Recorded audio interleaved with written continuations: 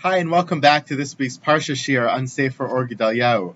Parshas Mishpatim opens with the famous statement, the famous words, "Ve'ela hamishpatim asher tasim lifneihem," and these are the laws which you, Moshe, shall place before them, Bnei Israel. And Rashi picks up on the fact that the pasuk uses the vav to connect the previous parsha and this week's parsha. It didn't open by saying Eila hamishpatim, as if to start a new chapter. These are the laws that you shall place before them, but rather ve'ela hamishpatim, as if to say that these laws are connected to the ones in the previous parsha. Previous parsha being the parsha of Yisro, the parsha of Matan Torah, the parsha of the Aseres HaDibros. So Rashi quotes the famous medrash, which says that the vav is meant to teach us maharishonim misinai af elu misinai, just as the previous ones, the mitzvahs of the previous parsha, Parshas Yisro, which are very religious and spiritual in nature, just like those were given very clearly at Har Sinai, the Ve'ela is meant to teach us that these two, in our Parsha of Mishpatim, which are more of a civil character,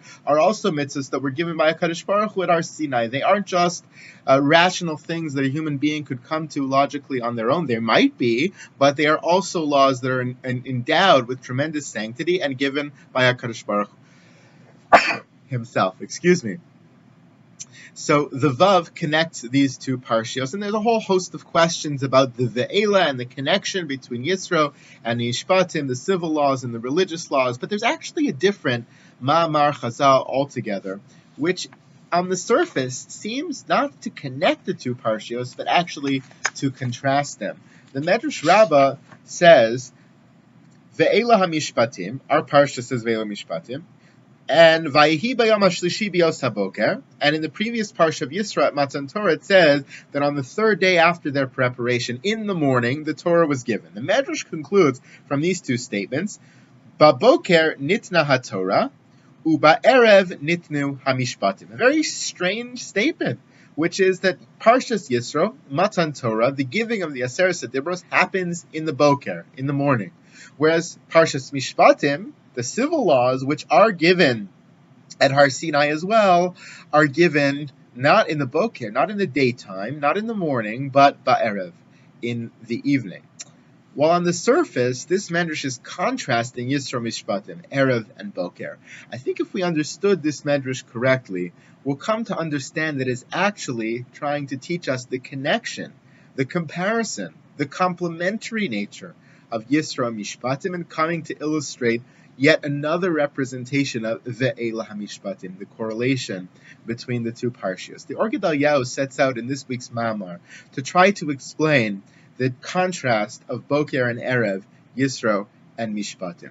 But let's take a step back from that for a second. He says that to understand the answer to that question, we have to go on a bit of a circuitous route. We need to understand the essence of Parshas Mishpatim, and to understand that we need to understand the prime case of Parshas Mishpatim, the prime story, the prime mitzvah, the opener of Parshas Mishpatim, which is of course the famous case of Eved Ivri. The pasuk says, Ki tikneh Eved Ivri, that when you purchase a Jewish servant, a Jewish slave, Sheish Shanim Ya'avod, he should work for 6 years, Ubashvi'it Yetzeh lo Chavshi Chinam, on the 7th year he goes free. Chazal tell us that this case, why is a person selling themselves into servitude? Chazal tell us that this is a case in which a Beis Din had to force a Jewish person to be sold into servitude because of the Avera, the crime of Geneva, of theft. Miyad Beis Din shemachru b'gnevaso, Chazal say.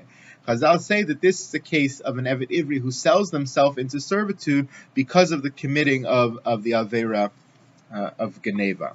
However, there's another medrash. I know we're piling a lot of midrashim today, but there's another medrash in Shmos Rabbah, which says the case of Eved Ivri might have been because of Geneva, because of theft. But that was just the straw that broke the camel's back. In truth, the theft of Geneva is just the end point to a long cascade and perhaps domino effect of other averos that came before it. The Medrash says, Ve'ein Yisrael nichnasim lemida hazo. The people never enter this state of avdus, of having to be forced to sell themselves into servitude after committing the theft of Geneva, Ela im kain pashu b'mitzvos, unless they had committed many transgressions before it. Lefisha chavivin Yisrael kevavas ha'ayin ha'elyona. The Jewish people are so holy and so pure, unless they had committed a whole host of averos before, and they never would have been led to this point of Geneva, which would have never led to the avdus, to the selling of themselves into servitude. There's two questions we really need to ask ourselves at this point in the shir. Number one, what is the connection between all these other averos and the endpoint of Geneva that the Or Gedalyahu is making, that the Medrash is making? What is the connection? Why is Geneva considered to be the endpoint of other averos? That it can't be an avera that stands on its own. A person can't be totally pure and all of a sudden commit the act of Geneva. What is the connection between all other averos of all kinds, of all sorts, of totally random nature, and the avera of Geneva? What is the connection between them? Why is it at the endpoint? Question number two really is, Ma shayach daika ha'onesh shel avdus v'lo onesh acher? Why is it that the punishment, the correct midah keneged midah punishment for theft is avdus, is selling the person into servitude? Those are the two questions we need to answer. So in answer to the first question of why it is that Geneva is really the endpoint of a whole series of other averos, we need to turn here to a very profound statement of the Or Gedalyahu. He says, Atam bazeh hu de be'emes shoresh Geneva hu ma she'oseh einav shel mala ki'ilu eino roeh. What lies at the heart of the avera of Geneva? What lies at the heart of the act of theft?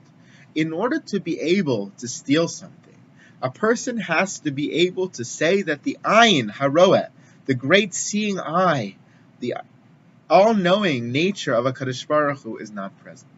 Because a person who commits Geneva knows that human beings are not watching, but they've also had to pretend that a Kadosh Baruch Hu is not watching either. That's the essence of the avera of Geneva, the nekuda hazos. And this nekuda, the essence of this act of Geneva, yesh be'emes bechol ha'averos kulam. If you think about it, it is at the heart and it is the essence, not just of the avera of Geneva, but of every single avera in the Torah. She'im haya ha'adam margish b'yediyah berura, hashivisi Hashem lenegdi tamid. If a person knew with utter clarity and could sense that every moment of the day and every moment of life that Hashem is literally before them, shivisi Hashem lenegdi tamid, that I place God before me at every single moment, velo haya misiach daito mashgacha sabore, and you never distracted yourself from the fact that HaKadosh Baruch Hu is watching and involved and present in life. If that was the case, lo haya chotek kla, person would never sin, would never come to do an avera. He says that principle of Shivisi Hashem Lenegdi Tamid is at the essence of the entirety of our preservation of the Torah and its mitzvos. If you realize Hashem is there, you would never commit an avera. And it's specifically the ability to fool yourself, to trick yourself, to ignore the fact that HaKadosh Baruch Hu is present, that allows a person the leeway and the permissiveness to sin, to commit an avera. V'lachein kava b'tchilas ha'shulchan aruch ki yisod l'chol ha'shulchan aruch, and therefore Rabbi Yosef Karo, when he begins the text of the Shulchan Aruch, he opens up the entirety of the code of Jewish law with the foundational statement, Shivisi Hashem Lenegdi Tamid. He opens all of Shulchan Aruch with this. We must place God before us always. Kizehu ha'yesod b'kiyum kol ha'mitzvos, because that is the foundation of keeping the entirety of Torah, v'hashmira me'averos, and the ability to safeguard ourselves from various averos. So, when you realize that at the core, everything is about forgetting or tricking ourselves into thinking that Kadosh Baruch Hu is not there, then of course you understand why the end point of that entire process is Geneva, the ultimate act in which you know no human being is watching. That's why you commit Geneva, not Gezela, not outright theft where you grab it from someone's hand, but a theft that no one sees, because you know no human beings are watching. It's the ultimate slap in the face to Hashem. I'm going to go around the corner and sneak in and take something that's not mine so that no human being sees me. What about HaKadosh Baruch Hu? So of course we understand why Geneva is the end point of every Avera that came before it. I trick myself a little bit. Maybe HaKadosh Baruch Hu is not there. Maybe he's not watching. Maybe he's not. I fool myself all those times, so that by the final time, I fool myself the most by simply concentrating on human beings not watching, not even worrying about whether HaKadosh Baruch Hu sees or not. So that's the answer to the first question. Why is Geneva the end point of all other Averos? In answer to question 2, why is Avdus, servitude, the proper Mida Kenegek, Mida punishment for the Avera of Geneva and all the Averos that came before it? Umasha Onsho, Dafka Ba'avdus, the reason why the punishment has to be specifically with servitude is Hamida Keneged Mida, who She'im Ish Kazeh Shechipes Emtzai Machem Leparnasaso Velo Ratza B'Ha'adno Shel HaKadosh Baruch Hu Notnin Lo Adon V'Nimkar Le'Even.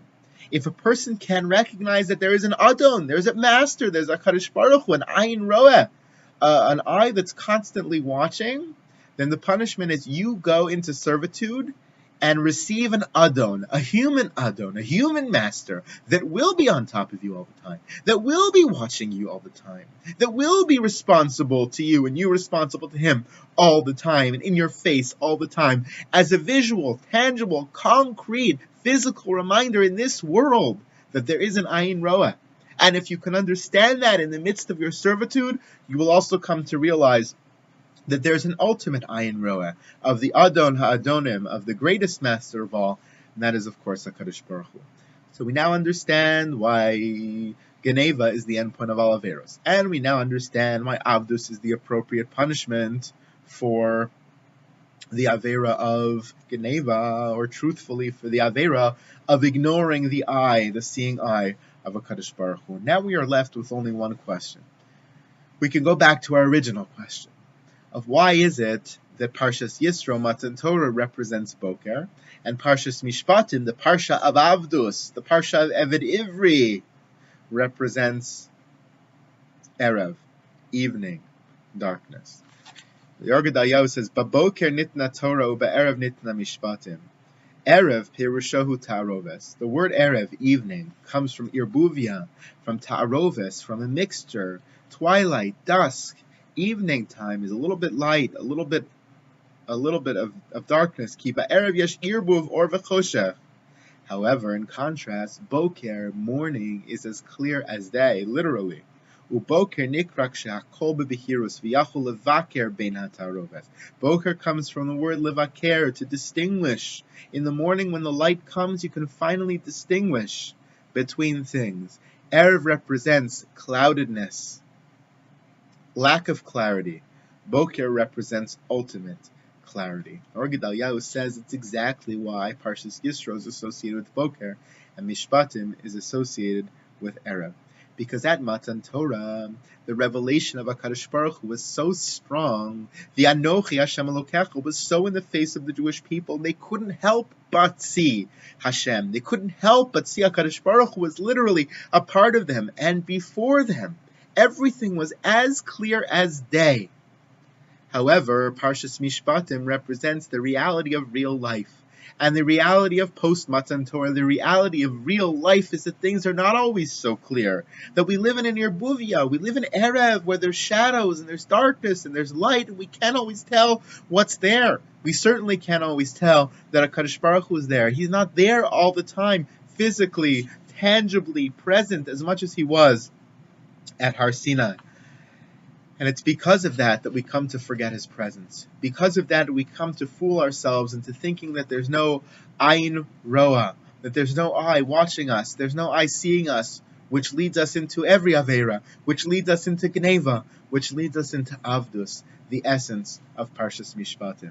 The Eved case of Parshas Mishpatim as a whole, is a paradigm, albeit an extreme paradigm, but a paradigm of real life, and a reminder of the constant need to reinforce to ourselves the principle of Shivisi Hashem Lenegdi Tamid, of seeing HaKadosh Baruch Hu before us at all times, because that is the essence and the yesod and the foundation of the entirety of Torah. And if we can accomplish that, although it's very hard in the world of Erev, in the world of Mishpatim, to accomplish it. But if we can accomplish it, we will be tremendously connected to Hashem, but also tremendously safeguarded from all Averos, because we will know that there is a tangible presence there watching us, watching over us, and watching out for us at the very same time, hopefully leading us to a successful path of observance of mitzvos and closeness to Hashem, and never down the path of Avera to Gneva to Avdus. Shabbat Shalom.